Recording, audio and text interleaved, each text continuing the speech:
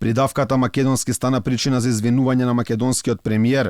Искажаната чест кон фудбалските репрезентативци беше причина Зоран Заев да се објаснува и извинува на јужниот сосед, бидејќи фудбалерите ги нарекол македонски. Толку време гарантираниот идентитета пишани во Преспанскиот договор сега е проблем за Грција, а Заев и покрај тоа што го имаме правото да користиме придавката македонски, реши да се извинува велејќи дека човек на негови години знаел да погреши, нарекувајќи ги македонските фудбалери македонски.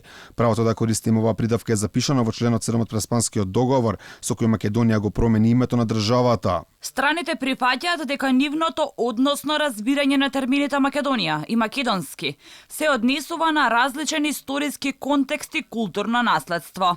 Во однос на втората страна, овие термини ја означуваат нивната територија, јазик, народ и нивните одлики, со нивната сопствена историја, култура и наследство. И покрај овој член од Преспанскиот договор, Заев се извинува, иако досега во многу наврати повторуваше дека македонскиот јазик е заштитен, токму со потпишувањето на договорот со Грција. Нашето право на самоопределување како македонци. Завршено е траен спор. Имаме земја признаена од сите. Нема срамот на фиром да го носиме на фиромци повеќе. И точно е ќе бидеме Северна Македонија. Ама ќе бидеме македонци. Ќе зборуваме македонски јазик. Во Европскиот парламент и грчките пратеници аплаудира кога се обратив на македонски јазик.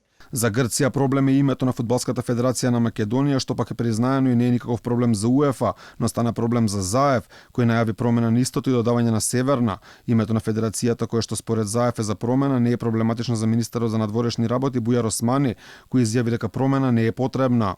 Фудбалската федерација на Македонија е независна и непрофитна организација, која што во Централниот регистар е регистрирана како здружение, која што не прима државни пари. Согласно Преспанскиот договор, прашањето на името е за институции, организации и здруженија кои што примаат државни пари.